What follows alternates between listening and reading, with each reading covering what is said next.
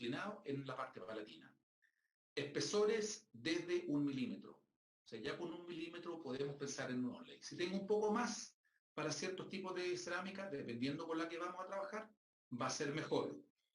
Evitar puntos de contacto oclusal, ¿ya?, del diente antagonista en la interfase diente-cerámica.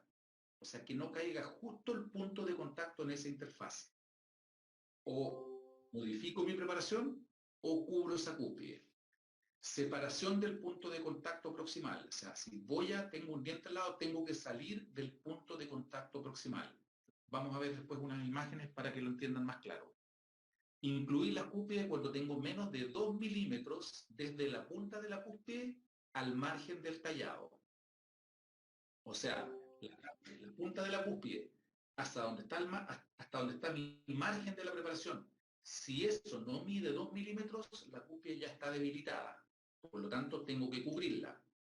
Uno siempre piensa en preparaciones conservadoras, pero cuando tengo el último punto y no tengo 2 milímetros, es más conservador incluir esa cúspide, cortarla y cubrirla, porque mi tratamiento va a funcionar, que no hacerlo y que fracase el tratamiento y después termine en corona o en extracción.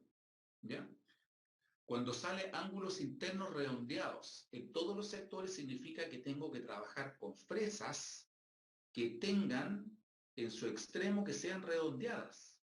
No me sirve una fresa troncocónica que termina en ángulo de 90 grados, porque voy a crear ángulos internos de 90 grados.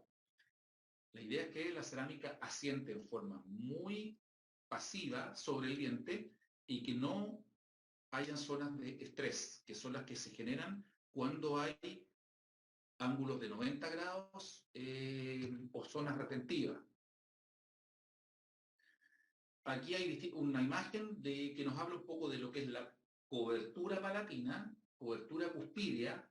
Por ejemplo, aquí en una cúspide palatina se rebajó 2 milímetros y se hizo un corte casi recto en la imagen del medio. Y ahí podemos hacer distintos tipos de terminaciones para para la pared vestibular. Por ejemplo, un bisel y un contrabisel, un puro bisel, un bisel y un contrabisel. O puedo generar un chamfer e incluir la cúspide completa. ¿Cuándo haría, por ejemplo, lo que sale en el punto D? Cuando tengo un cambio de coloración y tengo que ocultarlo. Entonces tengo que partir con la cerámica más abajo para que se mucho mejor mi restauración. Acá hay una restauración de un onlay donde ustedes ven que se cubrió la cara vestibular. La cara vestibular de premolar siempre hay que evaluarla muy bien porque está involucrada en la sonrisa del paciente. Entonces, si el paciente la muestra, tengo que hacer la preparación de tal forma y elegir muy bien mi cerámica para que se mimetice bien y apenas se note la transición, como ustedes ven en la imagen, entre lo que es cerámica y diente. ¿Qué cerámica funciona mejor para esto? Las cerámicas de alta translucidez, por ejemplo, del bisilicato de litio o una cerámica feldespática. Aquí otro caso donde pasa lo mismo, se hizo un margen, se hizo una preparación supragingival, pero no se eligió bien el color de la cerámica, bueno, tampoco no está tan bien, pero si ustedes miran la parte oclusal, la parte de la cúspide, ya pasa, puede ser, pero a nivel cervical no se eligió bien el color. Y aquí es un color tanto de la cerámica como de la pastilla, porque esto fue un caso hecho con IMAX. Entonces se utilizó, como el remanente era más oscuro, indicaron una pastilla opaca. Pero una pastilla opaca no se indica generalmente en un onlay. Entonces, claro, no se mimetiza bien, no se ve bien con lente, se ve horrible. Aquí hubo un problema de elección, donde hay que volver atrás y hacer otro tipo de preparación, probablemente, e incluir la cara vestibular, porque el diente está más oscuro. Entonces no tiene sentido también lograr un color tan oscuro porque probablemente el paciente quiera mejorar el tono del color que tiene. Así ustedes se ven una restauración, por ejemplo, de cerámica. Este es un disilicato de litio, que internamente cuando son pastillas opacas, la pastilla MO, ¿se acuerdan? O la HO, se ven blancas, se ven blanquecinas. Entonces, dependiendo del caso, tengo que ver por qué la indico y tengo que ver si efectivamente no voy a ser perjudicado el resultado estético. Solo para recordar, ahí estaban las 4 pastillas. También hay otras, pero son las más clásicas del IMAX, que es inyectado. Preparaciones. Distintos tipos de preparaciones. Se fijan aquí, hay una cúspide cubierta, una cúspide media. Otro caso con recubrimiento de inlay, ¿no es cierto? Un cubrimiento de cúspide de una cúspide, o recubrimiento cuspideo completo, pero con márgenes supragingivales. Aquí se mantiene la cara vestibular, si está de buen color, y se cubre todo lo que es proximal y lo que es palatino. Se fijan que el punto de contacto se tiene que separar del diente vecino. Para eso también hay una fresa que se puede indicar para eso. Otro caso, se mantiene la pared distal, pero todo lo que es mesial y parte de las cúspides también se involucran. Se instala en boca y un molar inferior se asemeja bastante bien, se pierde, ¿no es cierto?, un poco lo que es, se mimetiza bien en boca.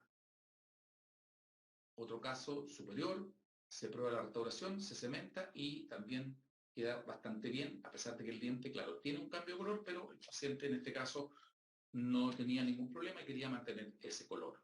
Cobertura total, eso no es una corona, porque tengo algunas partes márgenes mucho más arriba, no cubro periféricamente el diente hasta la zona cervical en muchos casos, y restauraciones también más chicas como esto, que también es un onlay, pero un onlay con un recubrimiento de solamente una cúspide. Otros casos, ahí ustedes se ven también, se fijan que es otro tipo de cerámica, también es una pastilla opaca, por eso que no se mimetiza también con el remanente dentario. Otra restauración de cerámica, prueba en boca y cementación. Otro caso inferior, etc. Fíjense, las preparaciones son todas distintas, porque depende del remanente que tenga, depende de las cúspides que tenga que cubrir.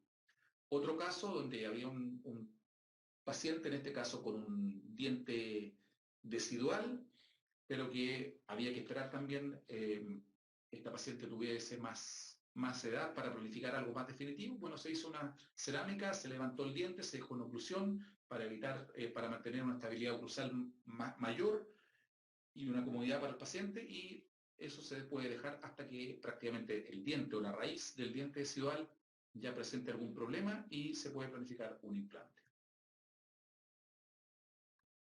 ¿Cómo vamos a trabajar en la clínica? Primero, obviamente, vamos a ir punto por punto. ¿Cuánto dura? Estos son los puntos que vamos a ir viendo, ¿no es cierto?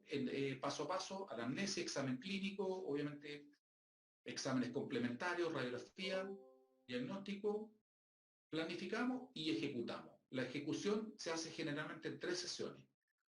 Una sesión es de preparación, hibridación dentinaria, si es que lo vamos a hacer, en muchos casos sí es recomendable, impresiones o óptica o impresión tradicional, provisorio. Segunda sesión, cementación, y una tercera de control. El paso a paso lo vamos a ver a través de estos puntos que vamos a ir viendo.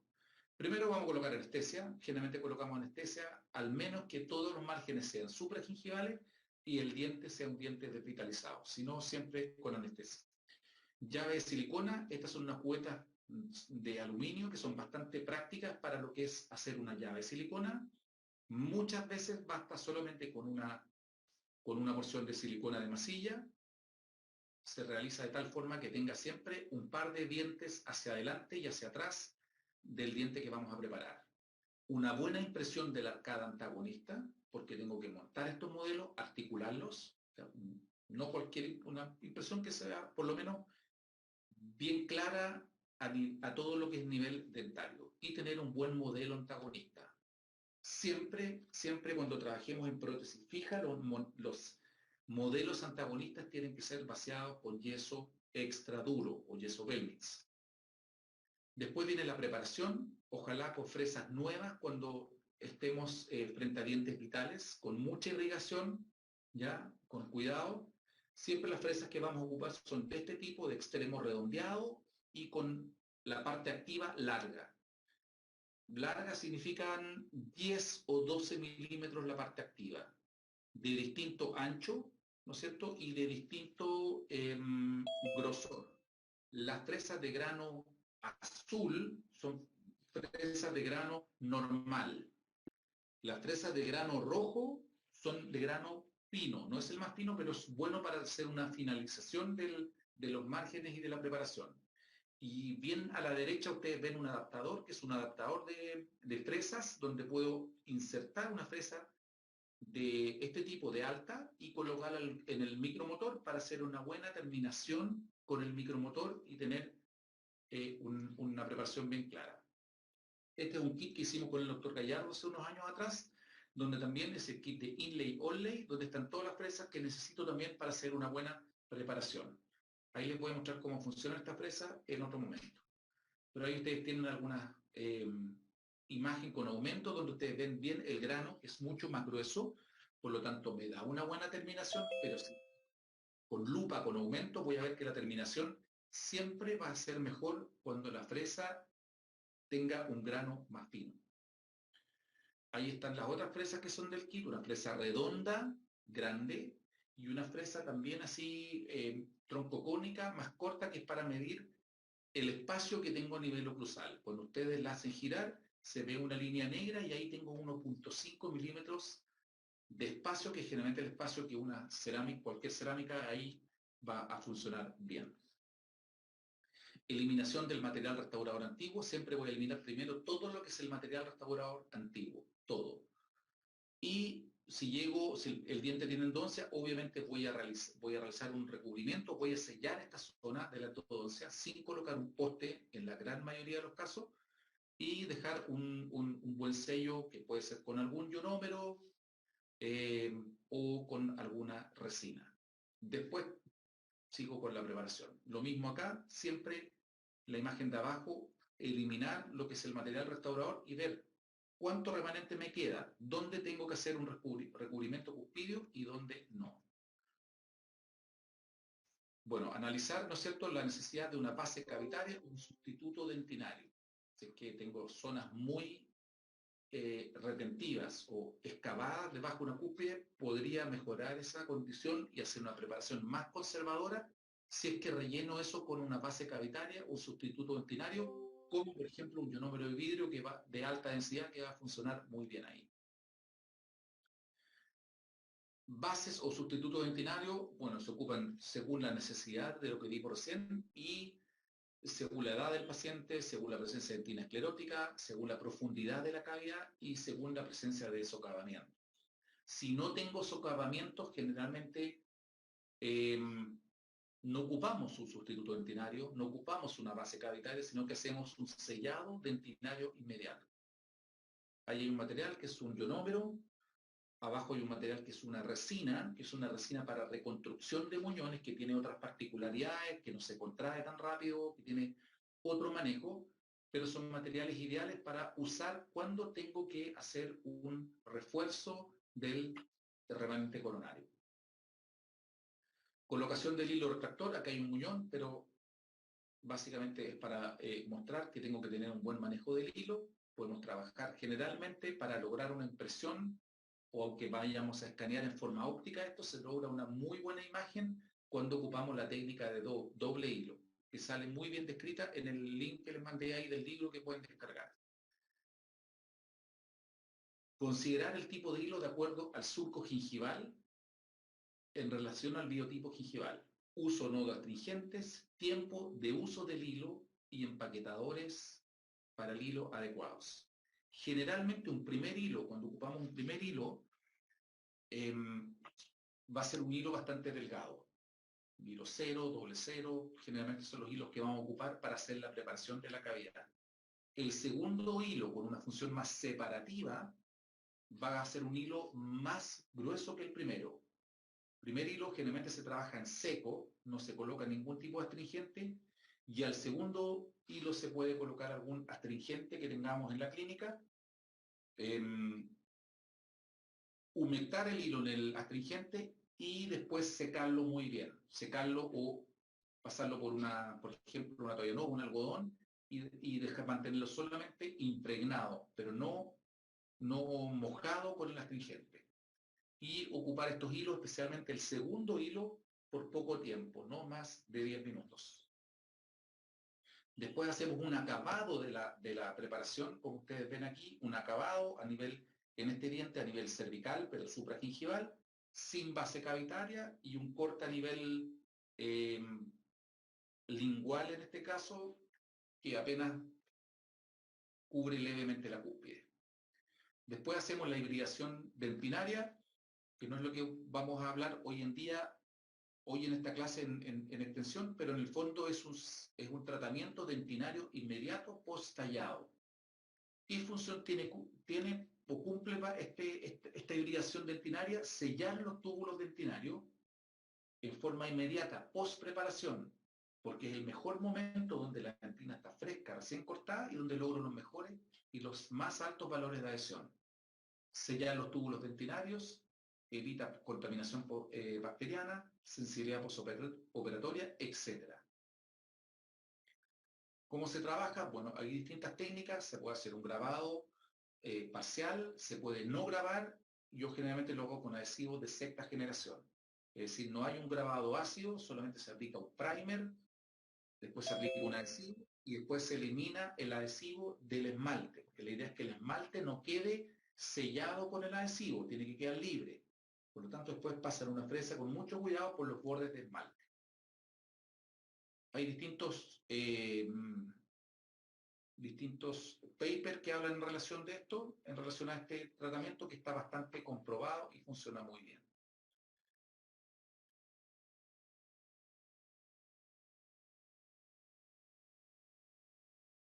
Hay distintos adhesivos que se pueden ocupar y distintos protocolos, pero es más o menos lo que vamos a hacer.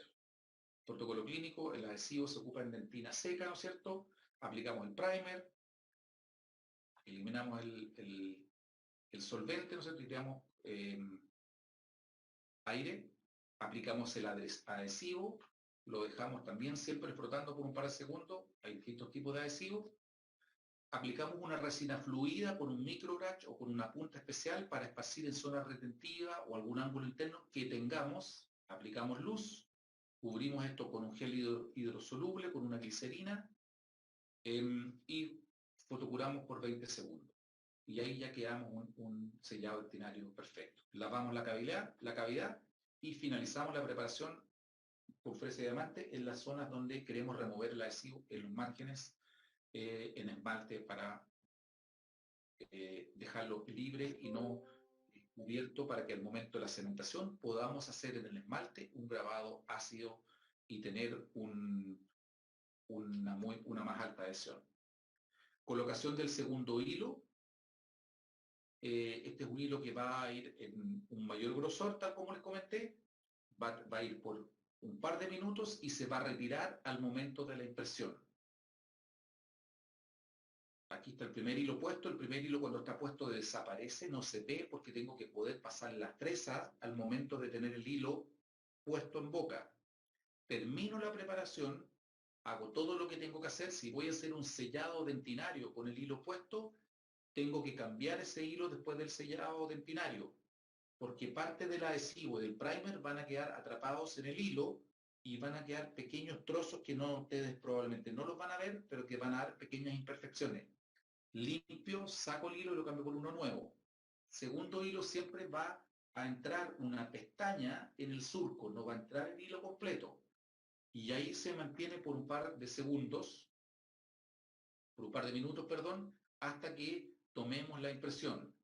Retiramos el hilo y tomamos una impresión con una cubeta convencional de stock y tenemos que siempre visualizar bien los márgenes como se ven aquí, en este molar, por ejemplo, o acá, o en estas otras impresiones. Independientes del material, que son todos silicona, tenemos que siempre ver claramente los márgenes de la preparación.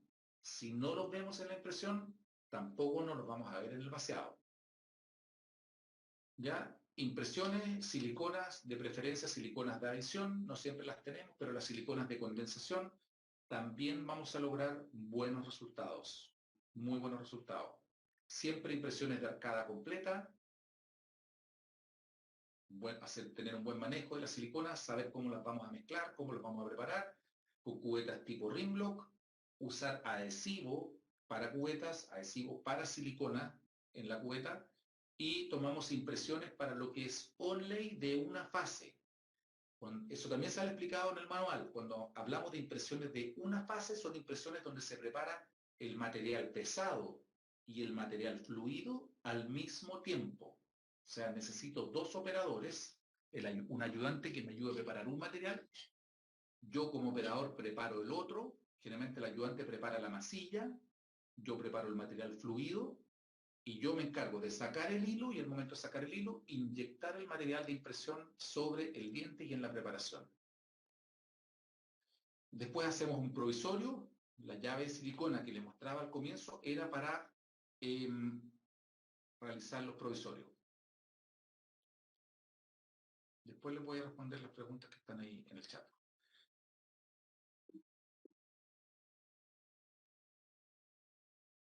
Los provisorios siempre los pueden realizar mediante una llave de silicona previa. ¿Qué pasa si el diente que vamos a tratar no está en buenas condiciones? Bueno, o lo restauro rápidamente antes de partir con mi preparación. ¿Qué significa eso? Seco, aplico quizás un poco de adhesivo, nada más, y tomo un composite a mano alzada y le doy una forma aproximadamente como yo quiero dejar el diente. Y después le tomo la llave de silicona. Si no lo pueden hacer, si está muy difícil o son varios dientes o está todo muy destruido, pueden tomar impresiones o las impresiones que tomaron previamente, las preliminares, cuando planifican el caso y mandan a pedir un encerado de diagnóstico. El laboratorio les hace un encerado y al encerado le toman la llave de silicona. ¿Con qué vamos a hacer el provisorio? Con acrílicos o bisacrílicos o materiales resinosos fotoactivos. Los acrílicos tienen que saber manejarlo y tienen que en algún minuto hacer provisorios de acrílico. Pero lo más indicado, lo que tiene menos, lo que es más limpio para trabajar, más rápido, lo que no genera tanto calor, son los bisacrílicos, que es en el fondo una mezcla acrílico con resina, que se contrae muy poco, tengo distintos colores, lo puedo pulir, lo puedo trabajar en forma bastante rápida. Pero necesito mi llave de silicona. ¿Ya? Aquí hay distintos materiales, los bisacrílicos son los que más van a utilizar, hay distintas marcas, acrílicos también tengo que manejarlo, en cierta forma tengo que saber cómo trabajar con un acrílico. Hay casos donde sí o sí voy a tener que ocupar un acrílico, pero la gran mayoría de los casos puedo ocupar el bisacrílico. Y materiales resilientes resinosos, como por ejemplo el clip, el Fermit, System, Inlay, Onlay, que vienen listos para llegar y fotocurar. Así que podría ser también, se aplican dentro de la llave, se aísla el diente previamente con glicerina. Ojo, eso es muy importante porque si no se va a pegar este material, especialmente si hicieron una hibridación dentinaria y puede que se les quede pegado. Aislante, ¿no es cierto? Glicerinas o lo que ustedes quieran, pero que contenga glicerina, etc. Y después cementan este provisorio con cementos provisorios libres de eugenol, puede ser con otro tipo de cemento que tenga mayor resistencia, como un dical o como un fosfato de zinc, o con una resina fluida sin adhesivo, también puede ser una alternativa.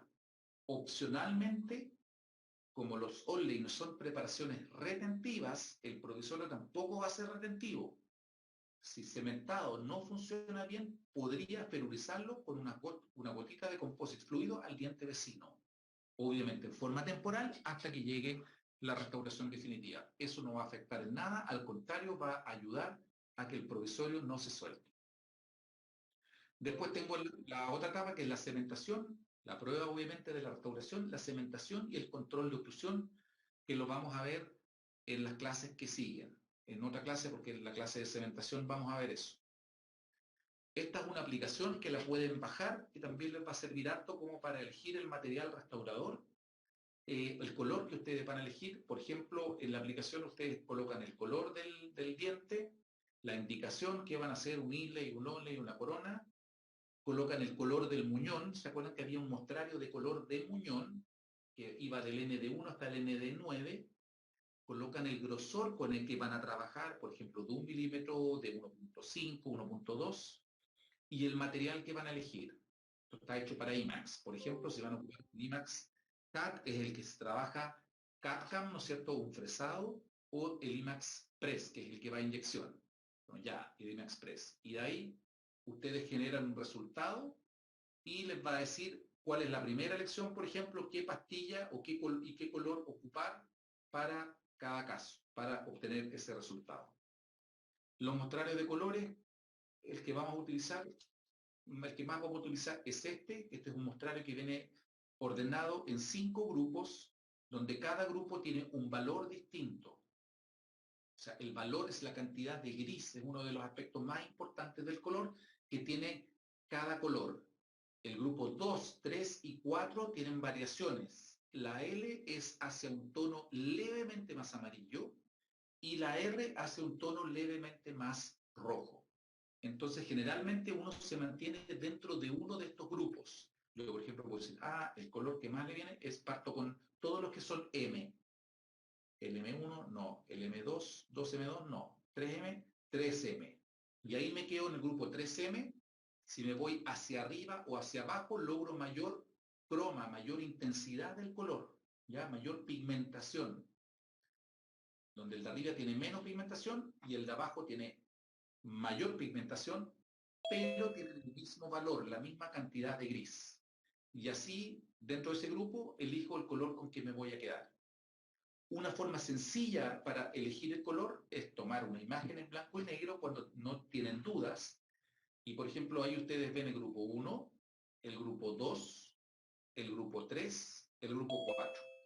Este grupo que ustedes se fijan que es la cantidad de gris que tiene cada color, este es el 5, se llama oscuro. Ese es el tono que, por ejemplo, para estos incisivos, ¿ya? Está entre ese a veces y ese si uno quisiera hacer una variación de color. Entonces es más fácil verlo cuando tengo imágenes en blanco y negro. Hasta aquí vamos a llegar.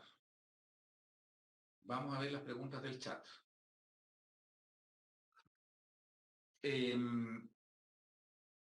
Se puede indicar un overlay que incluya cubrir la abstracción vestibular de un diente con una recesión gingival. Sí, se puede, y muchas veces corresponde hacerlo, especialmente si es una fracción, por ejemplo, una lesión vestibular más o menos importante. La puedo incluir dentro de la preparación y en ese caso haría márgenes, obviamente, más subyuctas gingivales probablemente. Terminaría como un chamfer para una corona en la parte vestibular. Si la recesión o la fracción es muy pequeña y y el diente está bastante, por decirlo, con poca destrucción, puedo también hacer una buena restauración cervical ahí y dejar mi preparación mucho más arriba y trabajar en forma más conservadora. ¿Ya? Ambas alternativas son válidas, dependiendo obviamente del caso clínico al que voy a estar enfrentado. Otra pregunta, ¿se puede reemplazar la base cavitaria por una resina fluida? Sí, generalmente no ocupamos en prótesis fija, en rehabilitación no se ocupan hoy en día bases cavitarias, ¿ya? Eso está totalmente obsoleto, no ocupamos un ionómero, un discal, puede ser en un caso muy puntual, pero por lo general no se trabaja con bases cavitarias. Entonces, ¿qué se aplica? Ninguna base, no se aplica ninguna base cavitaria, se trabaja con adhesivos. Yo quiero tener buena adhesión al diente. Por lo tanto, si necesito una base cavitaria porque es demasiado profundo, podría ser un caso muy excepcional. Pero por lo general hacemos un sellado dentinario. Y si tengo que aplicar una base o eliminar una zona retentiva, lo hacemos con una resina fluida, tal como dice la pregunta. Otra pregunta que dice, ¿por qué no se debe sellar el esmalte? El esmalte no se va a sellar igual, porque indirectamente, aunque yo aplique el adhesivo en dentina, igual va a escurrir y va a caer con el esmalte. Y yo generalmente o lo adelgazan con un microbrush para que quede en un espesor delgado y no se apose en un ángulo y quede muy grueso, o tiran suavemente un poco de aire y se aseguran antes que ese aire de la jeringa no salga con agua, porque a veces sale con un poquito de agua y uno no se da cuenta al tiro. Y después que fotocuraron, pasan la fresa por el borde del esmalte, porque al momento de cementar, tengo que hacer un grabado ácido del esmalte. Si no hago un grabado ácido del esmalte, no puedo lograr una buena adhesión. La